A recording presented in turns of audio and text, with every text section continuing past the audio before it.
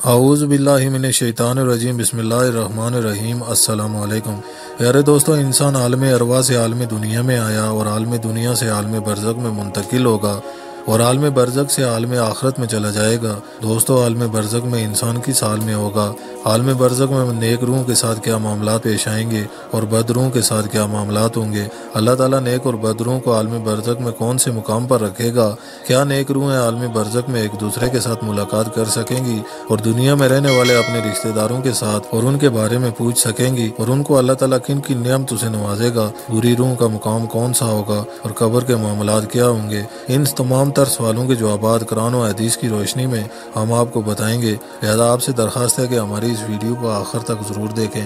ناظرین محترم، جب کوئی انسان مر جاتا ہے تو اس کی روح اس دنیا سے عالم برزخ میں منتقل ہو جاتی ہے۔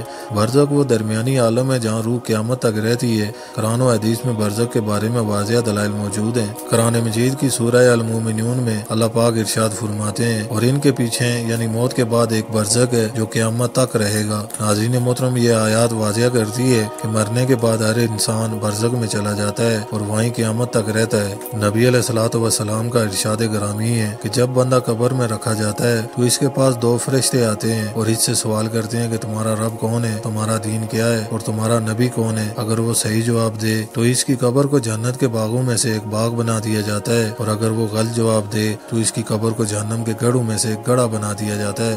ایک اور حدیث میں نبی علیہ الصلوۃ والسلام کا ارشاد ہے کہ جب مومن کی روح نکلتی ہے تو وہ جنت کی خوشبو پاتی ہے اور فرشتے اسے آسمان کی طرف لے جاتے ہیں۔ اللہ تعالیٰ فرماتے ہیں کہ یہ میرے نیک بندے کی روح ہے، اس کو مقام علین میں پہنچا دو۔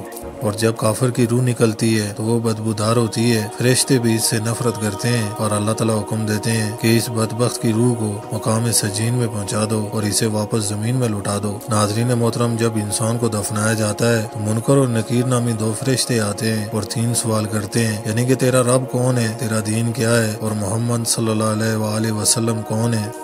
جو صحیح جواب دے اس کے لیے قبر میں جنت کی طرف سے کھڑکی کھول دی جاتی ہے اور وہ جنت کی خوشبو محسوس کرتا ہے، اور جو غلط جواب دے اس کے لیے جہنم کی طرف سے کھڑکی کھول دی جاتی ہے اور اسے شدید عذاب دیا جاتا ہے۔ ناظرین محترم، نیک لوگ علین میں رکھے جاتے ہیں اور وہاں پر وہ جنت کی خوشبو اور نعمتیں محسوس کرتے ہیں۔ بعض شہداء کرام کو خاص مقام دیا جاتا ہے، جیسا کہ حدیث شریف میں آیا ہے کہ وہ سب پرندوں میں رکھے جاتے ہیں اور جنت میں آزاد گھومتے ہیں۔ نیک روح کے بارے میں اسلامی تعلیمات میں بہت زیادہ ذکر آیا ہے کہ وہ علین میں رہتی ہیں جو جانتی روح کا اعلیٰ مقام ہے، اور وہاں وہ رات اور سکون میں ہوتی ہیں اور ایک دوسرے سے ملاقات بھی کر سکتی ہیں۔ ناظرین محترم، قرآن مجید میں مقام علین کا ذکر بھی موجود ہے۔ اللہ پاک فرماتے ہیں کہ یقیناً نیک لوگوں کا مقام علین ہے، اور تمہیں کیا معلوم کہ علین کیا ہے؟ یہ ایک لکھی ہوئی کتاب ہے جسے مقرب فرشتے دیکھتے ہیں۔ ناظرین محترم، یہ آیات ظاہر کرتی ہے کہ نیک روحیں ایک بلند مقام علین میں رکھی جاتی ہیں جہاں ان کے اعمال کا بھی اندراج ہوتا ہے اور نیک روحیں ایک دوسرے سے ملاقات بھی کرتی ہیں۔ حضرت کعب رضی اللہ تعالیٰ عنہ فرماتے ہیں کہ جب کسی نیک روح کو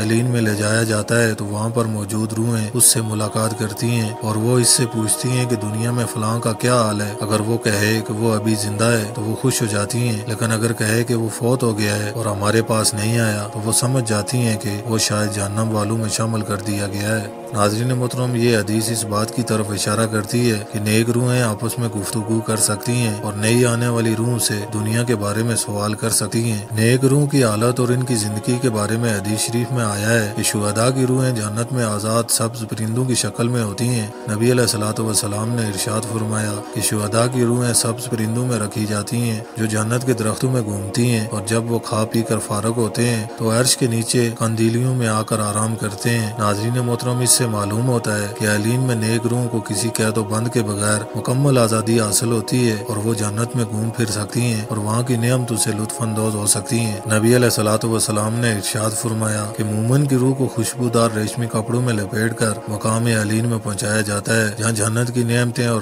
راحت اسے نصیب ہوتی ہیں۔ ناظرین محترم، یہ حدیث بھی ظاہر کرتی ہے کہ نیک روحیں آرام، رات اور خوشبو اور روحانی خوشی میں مقام علین میں ہوتی ہیں اور انہیں کسی قسم کا خوف یا تکلیف نہیں ہوتی۔ نیک روحیں علین میں رکھی جاتی ہیں جو ایک بلند مقام ہے، اور وہ ایک دوسرے سے ملاقات اور گفتگو کر سکتی ہیں، اور دنیا میں رہنے والے اپنے رشتہ داروں کے بارے میں سوال کر سکتی ہیں، اور شہدائے کرام کی روحیں جنت میں پرندوں کی طرح آزاد گھومتی ہیں اور جنت کی نعمتوں سے لطف اندوز ہوتی ہیں، اور وہ کسی قسم کی تکلیف یا پریشانی میں نہیں ہوتی بلکہ راحت اور سکون میں رہتی ہیں۔ ناظرین محترم، یہ سب احادیث اس بات کی دلیل ہیں کہ اہلین میں نیک روح کو روحانی زندگی جنت کی ابتدائی جھلک ہوتی ہے، جہاں وہ خوشی اور اطمینان کے ساتھ اپنے مقام میں رہتی ہیں، اور برے لوگ سجین میں رکھے جاتے ہیں، ان پر قبر میں عذاب کیا جاتا ہے اور قیامت تک ان کے لیے جہنم کی آگ کی طرف کھڑکی کھلی رہتی ہے۔ ناظرین محترم، مرنے کے بعد انسان برزخ میں چلا جاتا ہے، نیک لوگ جنت کی نعمتیں محسوس کرتے ہیں اور برے لوگ عذاب میں مبتلا ہوتے ہیں۔ قیامت کے دن سب کو دوبارہ زندہ کیا جائے گا، پھر ہر ایک کو اس کے اعمال کے مطابق اس کا حتمی انجام جنت یا جہنم میں ہوگا۔ امید ہے ویڈیو پسند آئی ہوگی۔ ویڈیو پسند آنے کی صورت میں اپنی رائے کا اظہار لازمی کریں۔ ملتے ہیں کسی نئی ویڈیو میں، تب تک کے لیے السلام علیکم ورحمۃ اللہ۔